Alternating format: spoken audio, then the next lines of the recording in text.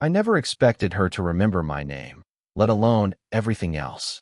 It had been 2 years since college ended, since my friend moved away and our small circle scattered into jobs and marriages and long-distance silence. I ran into her, the mother, by accident at the local cafe near the bus stop. The kind of place where everything smelled faintly of toast and espresso, and time passed slower than it should. She was at the counter, squinting at the chalkboard menu like it had betrayed her. I said her name before I could think. "Mrs. Iqbal." She turned, startled, then smiled like she had to sift through a few old memories to place me. "You're Ian, right?" That small pause before she said it felt heavier than it should have. I nodded, suddenly aware of my own reflection in the coffee machine. Messy hair, tired eyes, the kind of face that looks like it's still waiting for something to happen. We ended up at the same table because the rest were full. The conversation started awkwardly, her asking what I was doing now, me giving half answers that sounded more like apologies than updates. I told her I was between things, which was my polite way of saying nowhere in particular. She stirred her tea too long. "It's strange," she said, "how people disappear when they leave town. Even if they're still alive, it's like they fade from the edges first." I smiled because I knew exactly what she meant. The cafe light hit the side of her face, soft and steady. She looked older, but not tired, more like she'd learned how to sit with her own quiet. There was something grounding about it, the way her presence filled a space without demanding attention. We talked about small things, her new plants, the neighbor's dog, my aimless job search. But beneath it all, there was something else, a current neither of us named. When she laughed at something I said, something not even funny, just real, it caught me off guard. She covered her mouth after, as if embarrassed to have sounded happy. I remember watching her hands when she did that. They were elegant but unadorned. No rings, no bright polish, just the kind of hands that looked like they'd done a lot quietly. I folded my napkin into smaller and smaller squares until she noticed. "Nervous habit?" she asked, smiling. "Maybe," I said. "Or just something to do while thinking." She nodded. "That's most of life, I think." After that, silence settled between us. Not uncomfortable, just unspoken. The cafe's hum filled the space where words didn't need to go. When we finally stood to leave, I realized she still had my friend's old watch on her wrist. The same one he used to forget at the gym, that she'd scold him for misplacing. It was strange seeing it there, ticking steadily, like time had chosen a new wrist to belong to. Outside, it had started drizzling. Fine, cold drops that made the air smell like wet paper. I offered her my umbrella. She refused, then hesitated, and took it anyway. "Your mom's still at the old house?" she asked as we walked toward the bus stop. "Yeah," I said. "She keeps saying she'll sell it." But, she finished my sentence softly. Some things are harder to let go than others. The bus arrived. I thought that was it. She'd say goodbye, and we'd go back to separate lives again. But then she said, almost casually, like she was mentioning the weather, "Ian, if you're ever free on Sunday, I could use a hand fixing the light in my kitchen."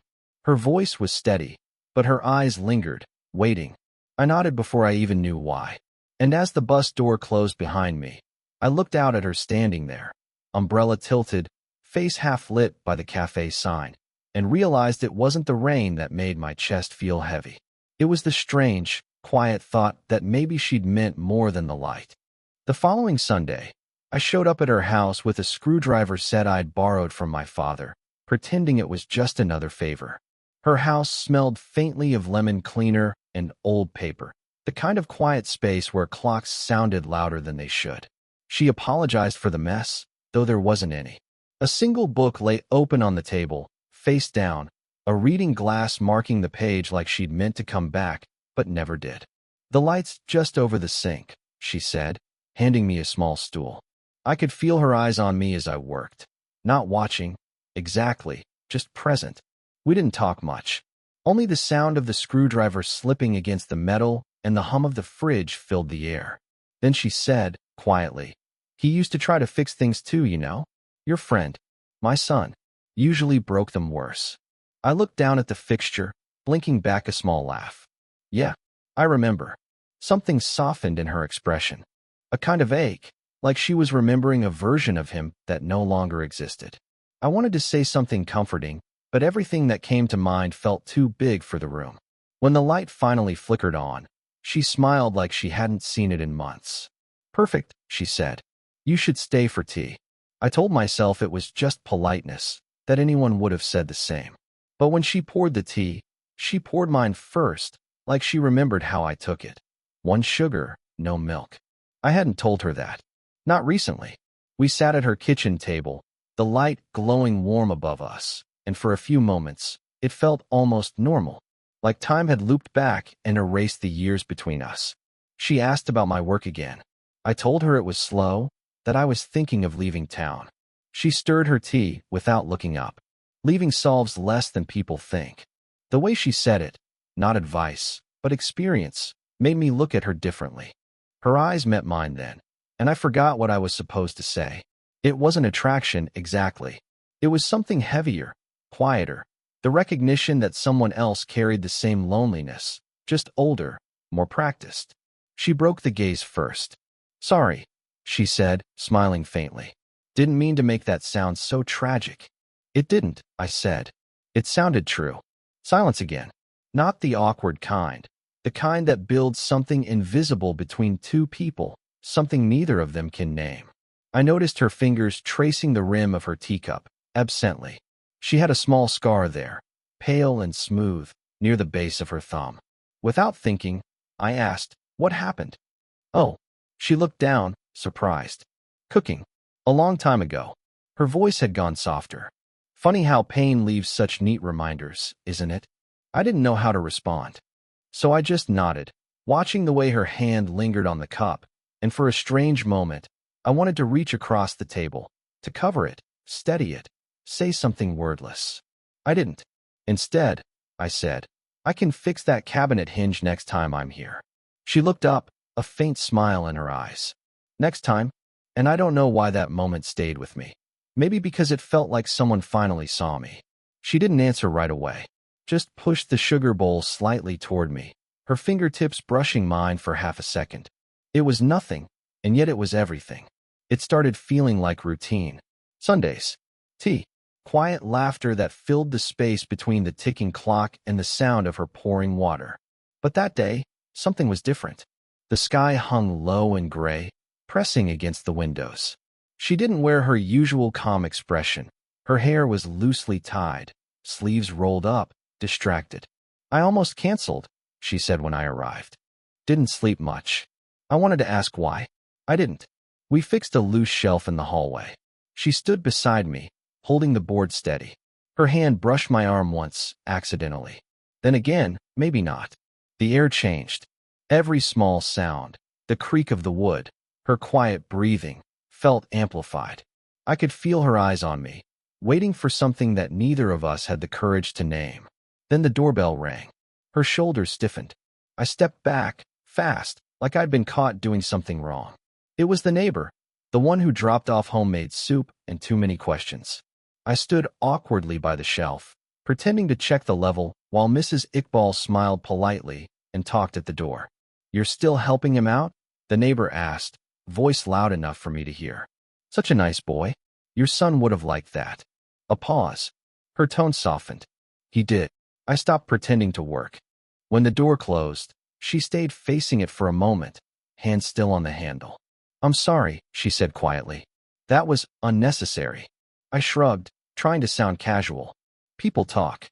"Yes," she said, turning to me. "They do." But her voice wasn't annoyed, just tired. The kind of tired that comes from being careful for too long.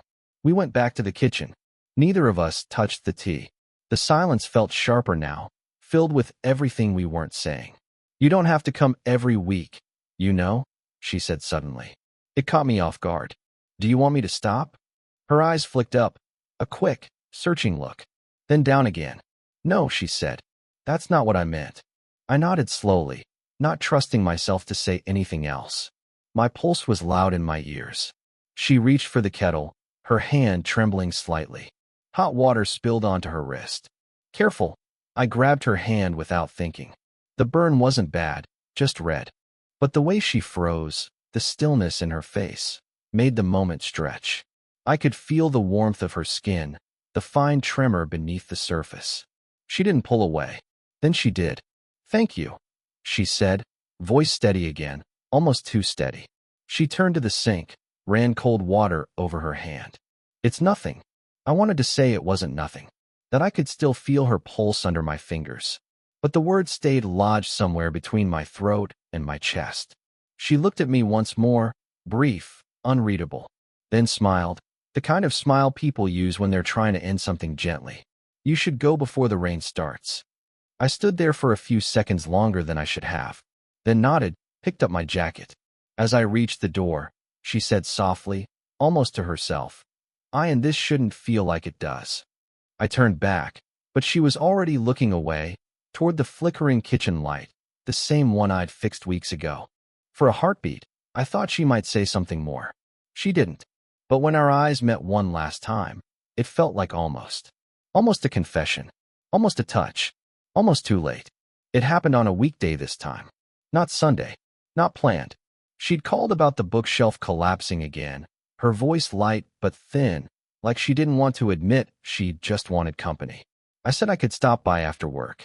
By the time I got there, the sun was already low, the kind of light that turns everything a little too beautiful to look at. She was sitting outside on the small porch, 2 mugs of tea already waiting. "I thought we'd take a break before fixing anything," she said. So we did. The street was quiet. Just the hum of distant traffic and the occasional bark from somewhere down the block. She looked tired, but not in the usual way. More like she'd been thinking too much, carrying something she couldn't set down. "You didn't tell me you got a job," she said suddenly. "Your mother mentioned it." "Yeah," I said. "Temporary contract. Out of town." "How far?" 3 hours. Maybe more." She nodded once. Her gaze stayed on her mug. "That's good." But the way she said it made it sound like the opposite. "I didn't tell you because..." I stopped. I didn't know how to finish that sentence without saying what I shouldn't. She smiled faintly, eyes still down. "Because you didn't want to." Silence. The kind that fills with things you wish were easy to say. "I keep thinking," she said after a while, "how strange it is to have someone see you when you weren't planning to be seen." Her voice was soft, but it landed hard. I turned toward her. "You make it sound like a bad thing." "It's not bad," she said. "It's just unsettling."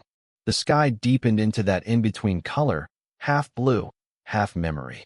She looked at me then, fully, and for the first time, didn't look away. I could feel everything unspoken moving between us, fragile as glass.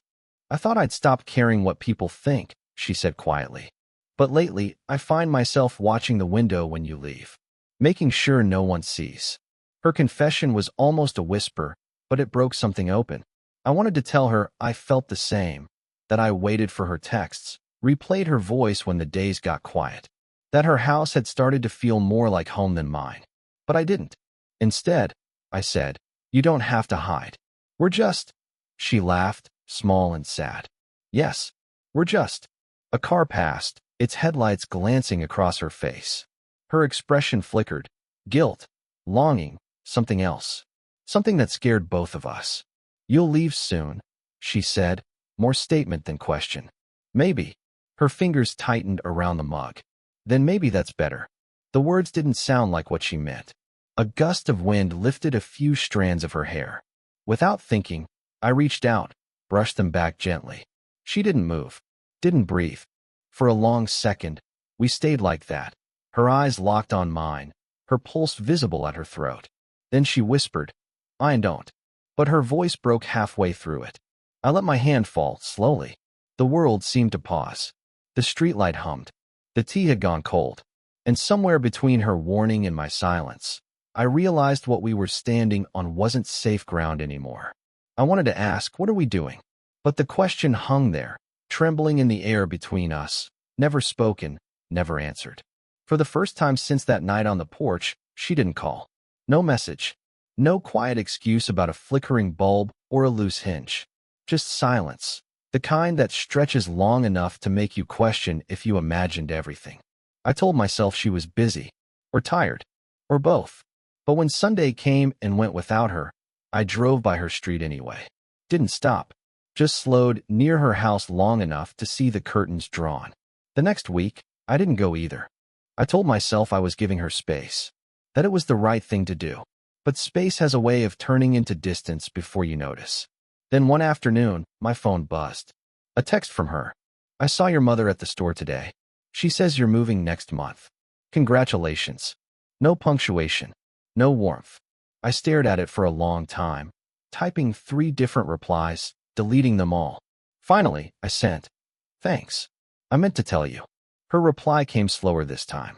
"No need. You've already said everything that matters." But I hadn't. Not even close. The next day, I went to return her umbrella, the one she'd borrowed months ago. It still had a faint scent of her perfume, the kind that lingers longer than memory. I stood on her porch for 5 full minutes, umbrella in hand, staring at the door.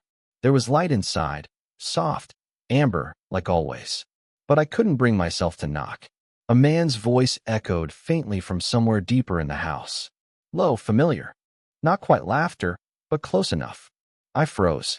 Then her silhouette appeared by the window, just for a moment. She saw me. I know she did. Her hand lifted halfway, uncertain, then lowered again. I set the umbrella down gently against the wall and walked away before she could open the door. That night, I got another message. "Ian, I think it's best if we don't." That's where it stopped. No ending. No punctuation. Just an unfinished sentence, like she couldn't bring herself to type the rest. I didn't reply. I didn't feel heartbroken.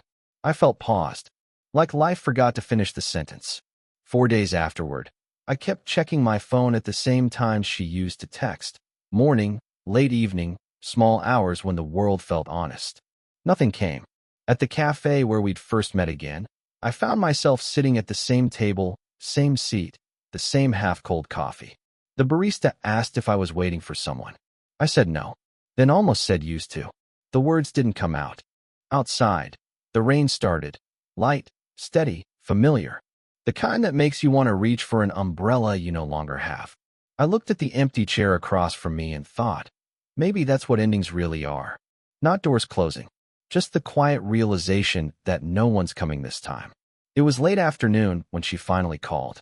Her voice sounded smaller than I remembered. "Ian, can you come by? Just for a minute." She didn't say why, and I didn't ask. By the time I reached her house, the light was fading. The front gate creaked the same way it always did, the small details still stubbornly familiar. She opened the door before I could knock, like she'd been standing there, waiting. Inside, the air smelled faintly of rain and cardamom. The same kettle sat on the stove, but she hadn't turned it on. "I wasn't sure you'd come," she said.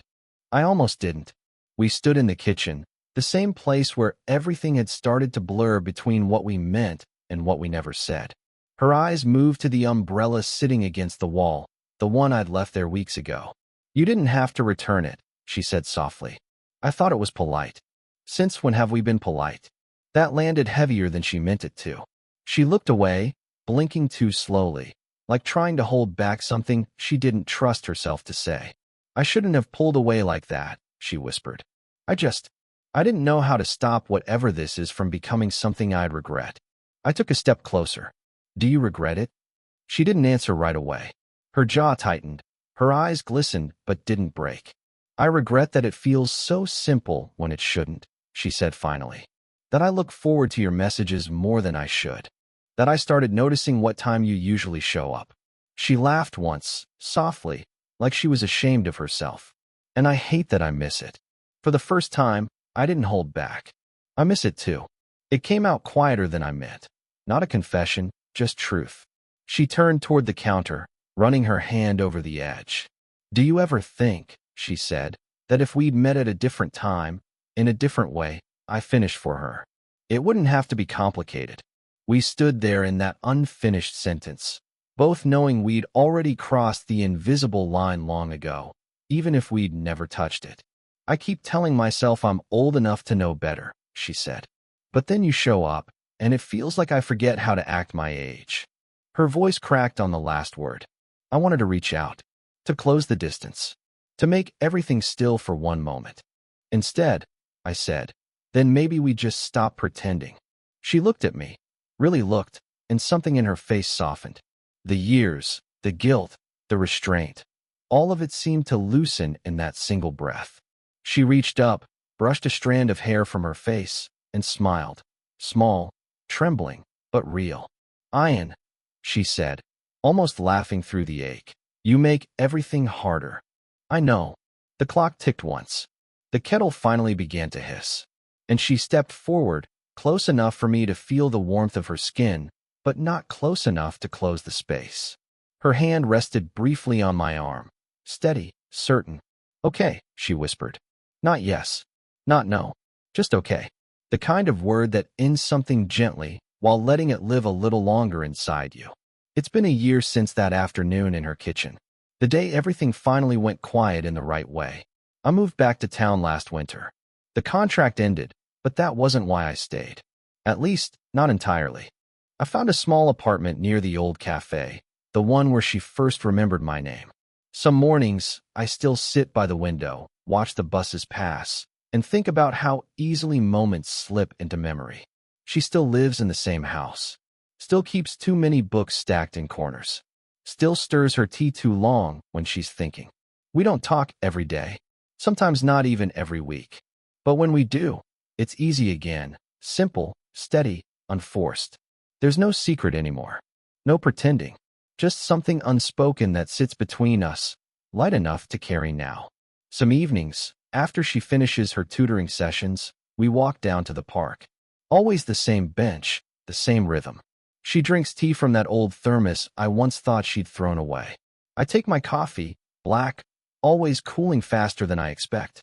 We talk about nothing important. The weather, a movie she half-watched, the neighbor's new dog that keeps barking at shadows. But beneath all that smallness, there's something that feels like peace, the kind that comes after you've already lost and found yourself in the same person. She never says I love you. I never ask her to. Once, during a walk, she said, "You know, I kept that umbrella longer than I should have." "Why?" I asked. She smiled, that same small, knowing smile. "Because it reminded me that not everything borrowed has to be returned right away. That's how it is with us now. Not borrowed, not owed, just kept. There are still glances that linger too long, pauses that stretch, silences that mean more than they should. But neither of us feels the need to fill them anymore. We've stopped chasing the right time, stopped fearing the wrong one. Last week, as we were leaving the park, she reached out, lightly touched my sleeve. "You should come by on Sunday," she said. It was the same line from that first day, the same tone. But this time, it didn't sound like a request or a risk. It sounded like home. So I did. And as I sat again at her kitchen table, the light above us warm and steady, I realized that what we'd built wasn't fragile anymore. It wasn't hidden or forbidden or waiting to collapse. It was just two people who had stayed long enough to make the silence kind. She poured tea into her mug, then mine, one sugar, no milk. I met her eyes. She didn't look away. And in that quiet, ordinary moment, it hit me. The story had already ended long ago. We were just living in the after.